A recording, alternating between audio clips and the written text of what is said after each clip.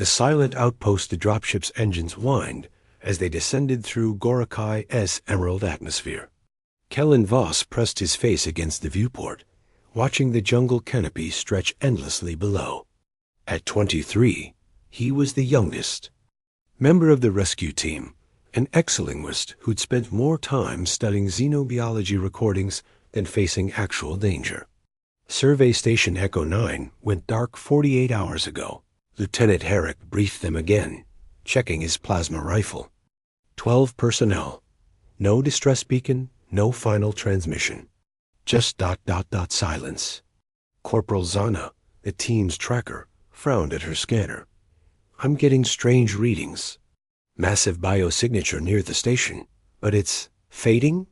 Fading how? Herrick demanded. Like something's dying, sir. Something big.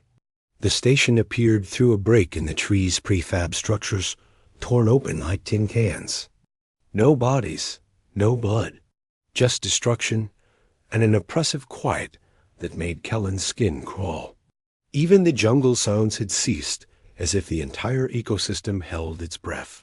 Movement, Sana whispered, pointing toward a collapsed ravine 50 meters. East. What they found defied every horror story Kellen had heard about Gorokai. An Araxel the nightmare made flesh that haunted xenobiologists' journals lay trapped beneath fallen rocks.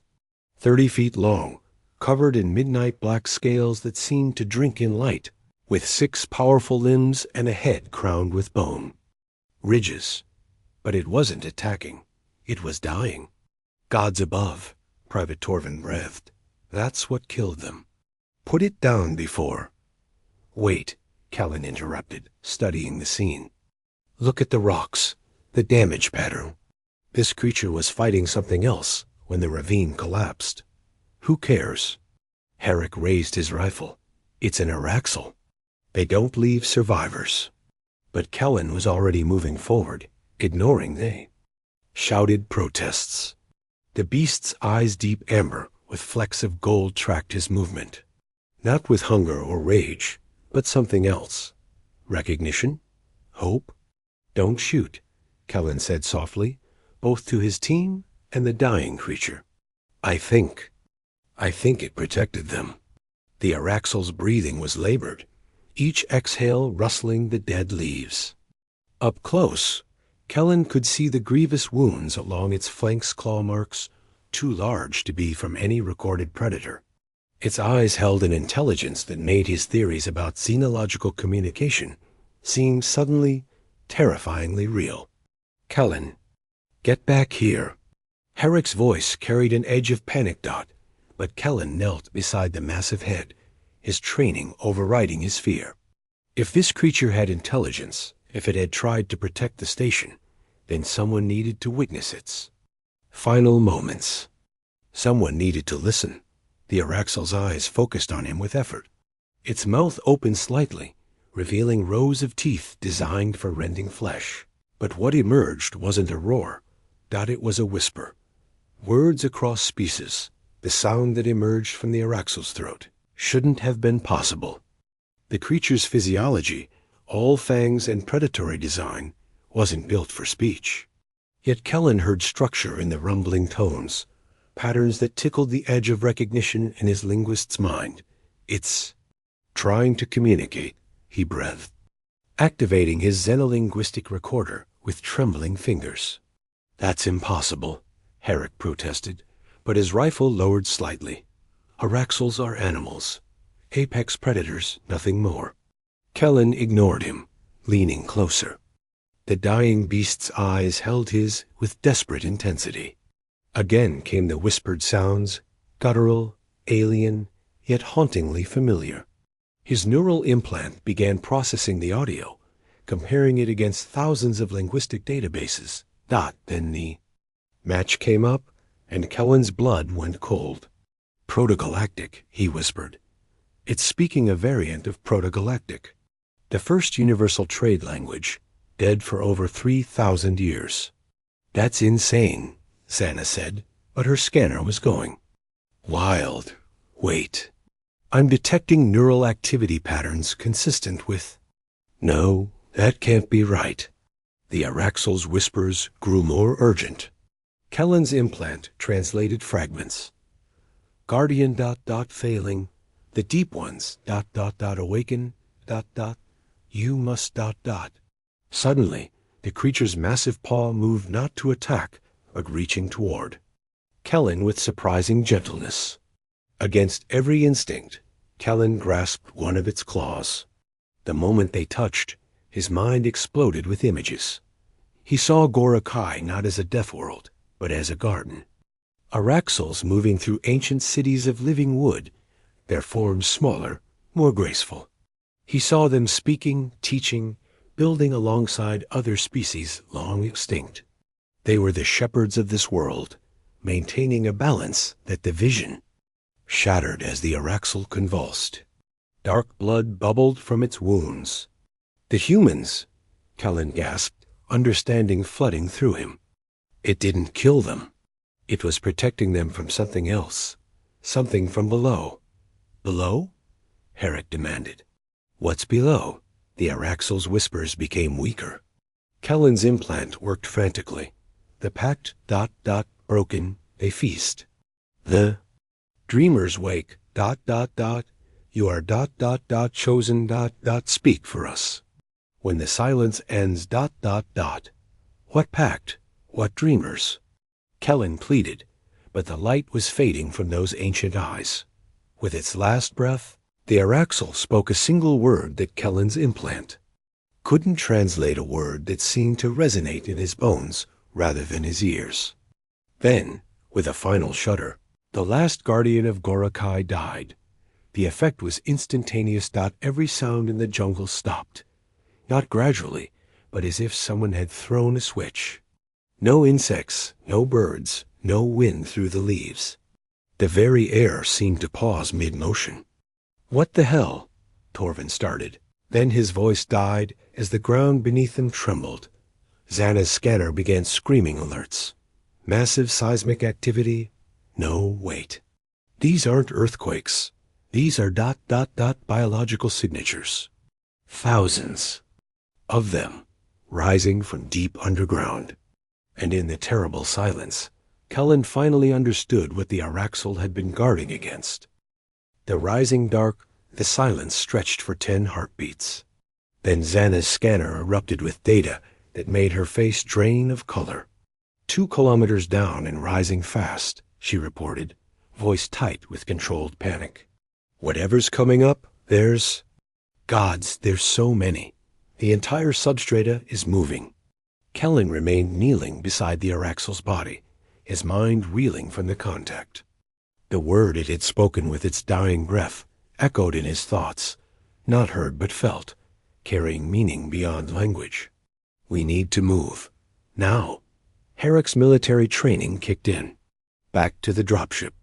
No, Kellen said, surprising himself. With the certainty in his voice. We can't leave. Not yet. Are you insane? Torvin's voice cracked. Did you not hear the part about thousands of underground signatures? But Kellen was studying the Araxal's body, noting details he'd missed before. Scars covered its hide, not random wounds, but deliberate patterns, ritual markings. Around its neck, almost hidden by thick scales, hung a crystal that pulsed with faint bioluminescence. Help me, Kellen said, reaching for the crystal. Don't touch, Herrick began, but Kellen had already grasped it, the moment his fingers closed around. The warm surface, knowledge flooded his mind. Not images this time, but pure understanding. The Araxals weren't just predators. They were Gorokai's immune system, evolved to keep something imprisoned deep within the planet. For millennia, they'd maintained the seal through ritual, through song, through sacrifice. And now the last guardian was dead. The survey team, Kellen gasped. They found something. Broke through a seal layer during deep core sampling. The Araxal came to stop what they'd awakened, but it was already too late.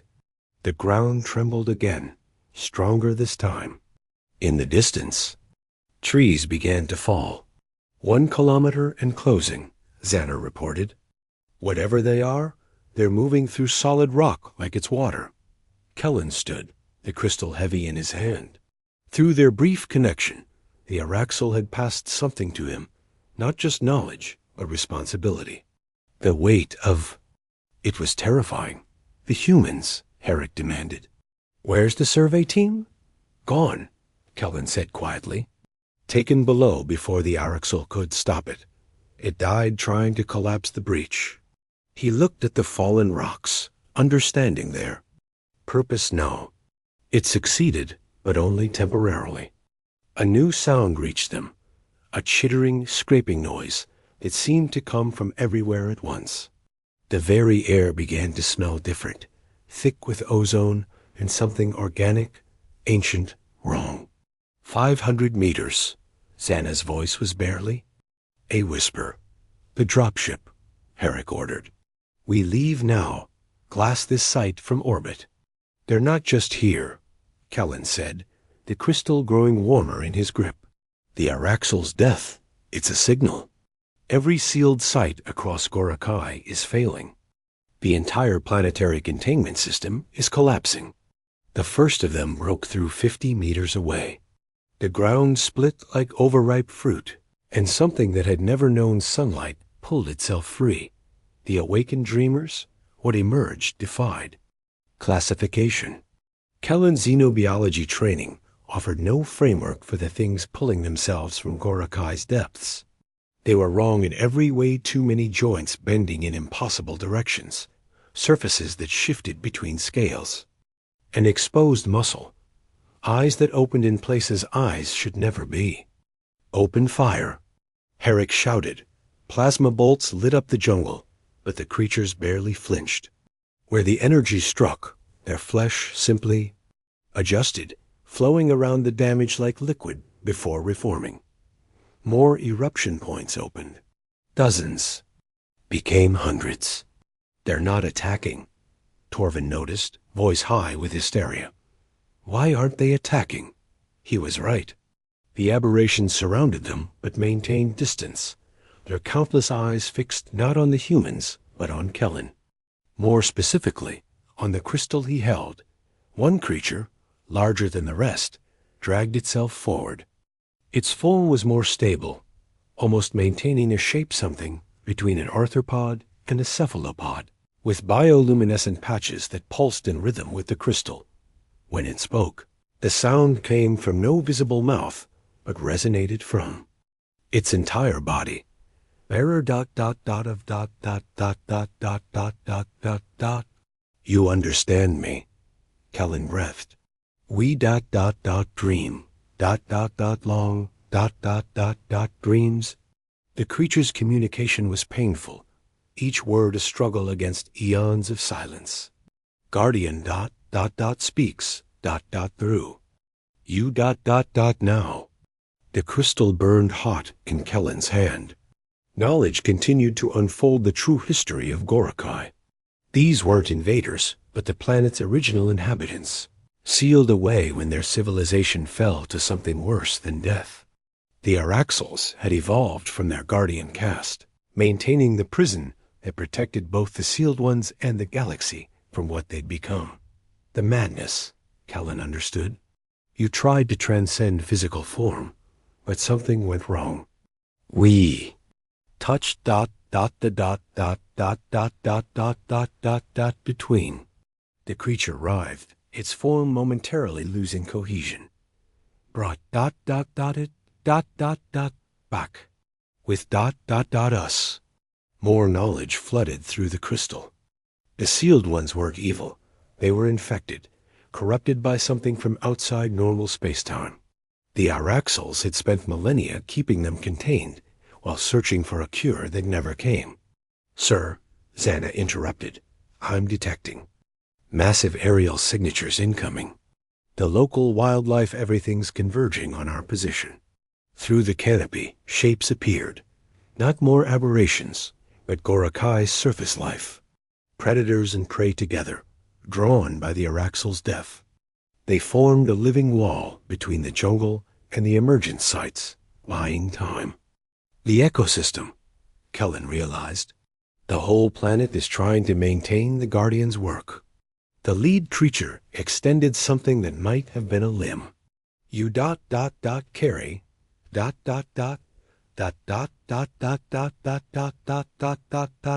tunnel protocol protocol. But even as Kellen asked, he knew. The crystal contained more than knowledge. It held the Araxal's final contingency. A choice between two terrible options: maintain the prison indefinitely or attempt something that had never been tried. The cure exists the creature's form shuddered. But requires speaker between The ground shook again. In the distance, larger things began to rise. The choice of worlds. The crystal in Kellen's hand pulsed with increasing intensity, each beat synchronized with his racing heart. Around them, the emerged creatures waited in eerie stillness, while Gorokai's surface wildlife held a desperate perimeter. Time was fracturing into moments of terrible clarity. Kellen, whatever you're going to do it now. Herrick shouted. The Marine's rifle was useless against these things, but he kept it raised, a human instinct to face the unknown armed dot through the crystal. Kellen felt the weight of ages.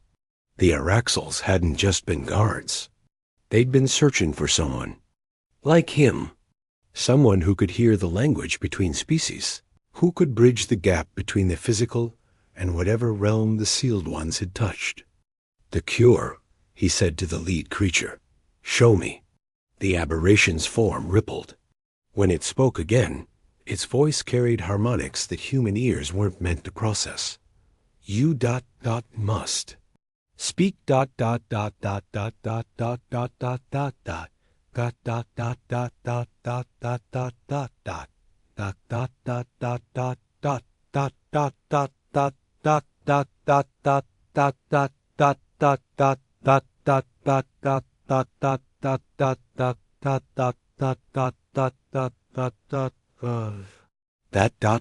freeze. The crystal blazed with heat. In that moment, Kellen understood the Araxal's final message. The word it had spoken wasn't meant to be translated. It was meant to be felt, to be carried, to be shared. It was a frequency, vibration that could either reinforce the prison or transform it. But if I free you, Kellen said, what guarantee do I have that you won't spread across the galaxy? We already spread The creature gestured to itself, to its twisted form. This is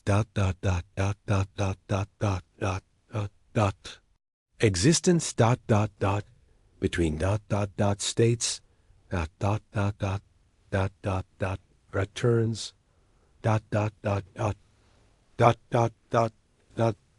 choice. More eruptions. The wildlife perimeter was failing. Soon thousands of these beings would cover Gorokai's surface. Without the Araxals to maintain the seals, the contamination would spread. Other worlds would face the same fate. Kellen made his decision. He raised the crystal high and spoke the word the Araxal had given him. Not with his voice, that would have been meaningless. Instead, he spoke it with his entire being, channeling it through the crystal into the planet itself. The effect was immediate. Every creature froze. The very air crystallized for a moment, reality holding its breath. Then Kellen spoke a second word not given but understood. The word of release, of transformation, of choice restored. The lead creature's form began to shift. The wrongness peeled away like old skin, revealing something beneath. Still alien, still strange, but no longer broken. Around them, hundreds of beings underwent the same transformation. We remember. Its voice was clear now, melodious. We choose. Some of the transformed beings dissolved into light, finally free to die. Others solidified into forms of terrible beauty. A few sank back into the earth, but peacefully now, to sleep without madness. The planet, Xana breathed, watching her. Scanner. The entire biosphere is stabilizing. It's like Gorokai is sighing in relief. The creature that had been their speaker approached Kellen one final time. You ... carry ... the Guardian single quotes S ... legacy ...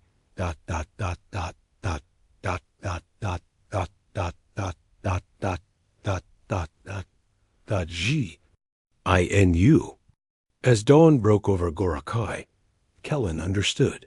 He hadn't just saved a world, he'd inherited a responsibility. Somewhere among the stars, other seals held other horrors. Other guardians waited for someone who could speak between worlds. The planet no longer held its breath.